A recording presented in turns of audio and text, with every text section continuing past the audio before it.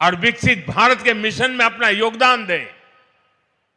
हमारी सरकार इस दिशा में काम कर रही है और मुझे खुशी है कि आज असम और पूर्वोत्तर हमारे इस मिशन का नेतृत्व कर रहे हैं। हमने एक्ट ईस्ट पॉलिसी के जरिए पूर्वोत्तर को प्राथमिकता दी और आज हम असम को भारत के ईस्टर्न गेटवे के रूप में उभरता देख रहे हैं। असम भारत को आसियान देशों से जोड़ने के लिए ब्रिज की भूमिका निभा रहा है।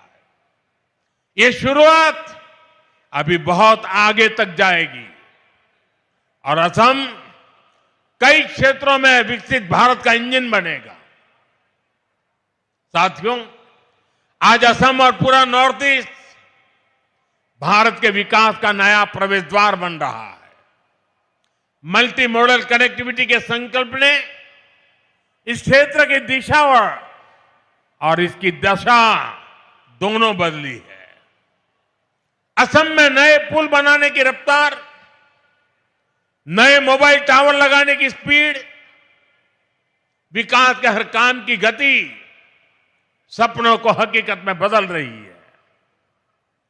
ब्रह्मपुत्र पर बने पुलों ने असम की कनेक्टिविटी को नई मजबूती और नया आत्मविश्वास दिया है। आजादी के बाद के 6-7 दशक में यहां केवल 3 बड़े पुल बन पाए थे, लेकिन पिछले 1 दशक में 4 नए मेगा ब्रिज पूरे किए गए हैं। इनके अलावा कई ऐतिहासिक परियोजनाएं आकार ले रही है। बोगीबील और ढोला सदिया जैसे सबसे लंबे पुलों ने असम को रणनीतिक रूप से और अधिक सशक्त बना दिया है। रेलवे कनेक्टिविटी में भी एक क्रांतिकारी बदलाव आया है। बोगीबील ब्रिज के शुरू होने से अपर असम और देश के बाकी हिस्सों के बीच की दूरी सिमट गई है। गुवाहाटी से न्यू जलपाईगुड़ी तक चलने वाली वंदे भारत एक्सप्रेस ने यात्रा के समय को कम कर दिया है। देश में वाटरवेज के विकास का फायदा भी असम को मिल रहा है। कार्गो ट्रैफिक में 140% की बढ़ोतरी हुई है। इस बात का प्रमाण है कि ब्रह्मपुत्र केवल नदी नहीं बल्कि आर्थिक शक्ति का प्रवाह है। पांडु में पहली शिप रिपेयर सुविधा विकसित हो रही है।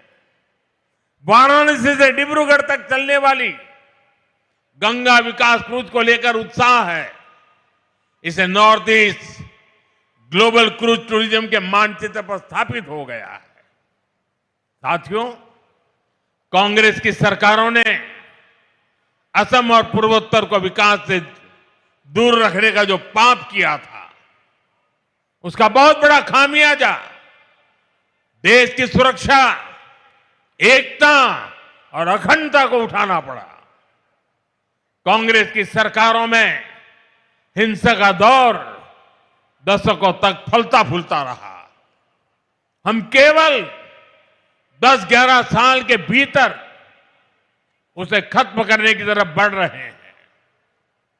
पूर्वोत्तर में पहले जहां हिंसा और खून खराबा होता था, आज वहां 4G और 5G टेक्नोलॉजी से डिजिटल कनेक्टिविटी पहुंच रही है। जो जिले कभी हिंसाग्रस्त माने जाते थे, आज वो आकांक्षी जिलों के रूप में विकसित हो रहे हैं। आने वाले समय में यही इलाके इंडस्ट्रियल कॉरिडोर भी बनेंगे। इसलिए आज नॉर्थ ईस्ट को लेकर एक नया भरोसा जगा है। हमें इसे और मजबूती देनी है। साथियों, हमें असम और पूर्वोत्तर के विकास में कामयाबी इसलिए भी मिल रही है कि हम इस क्षेत्र की पहचान और संस्कृति की सुरक्षा कर रहे हैं। कांग्रेस ने एक और पाप किया था। उसने यहां की पहचान को मिटाने की साजिश की थी। और यह षड्यंत्र केवल कुछ वर्षों का नहीं है। कांग्रेस के इस पाप की जड़ें आजादी के पहले से जुड़ी है।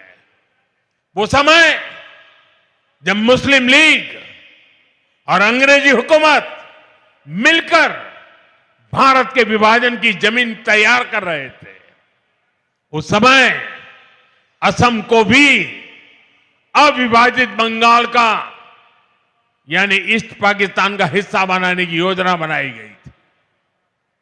कांग्रेस उस साजिश का हिस्सा बनने जा रही थी।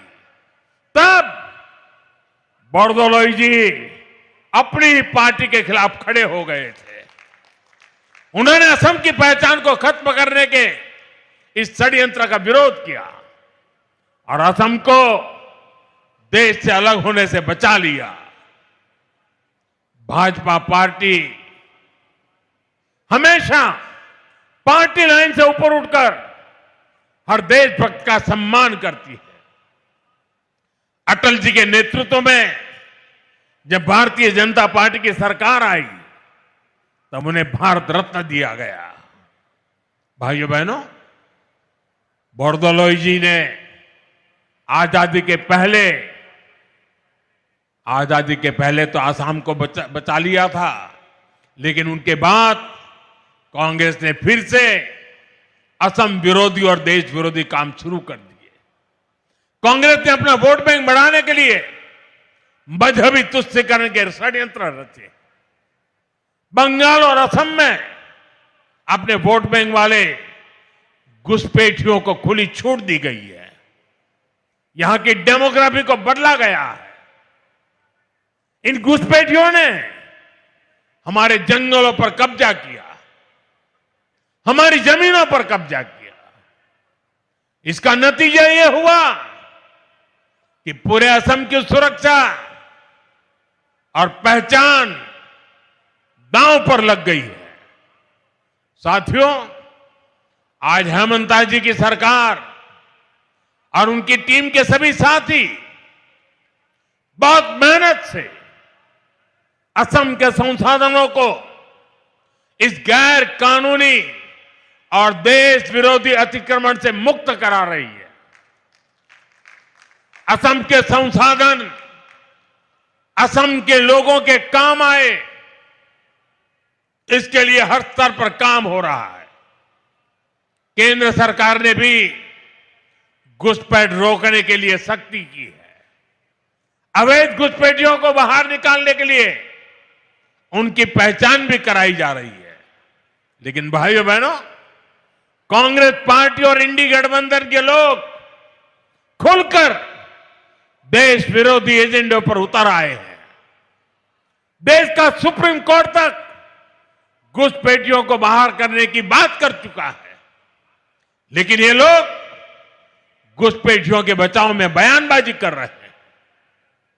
इनके वकील कोर्ट में घुसपैठियों को बचाने की पैरवी कर रहे हैं। चुनाव आयोग निष्पक्ष चुनाव के लिए एसआईआर की प्रक्रिया कर रहा है।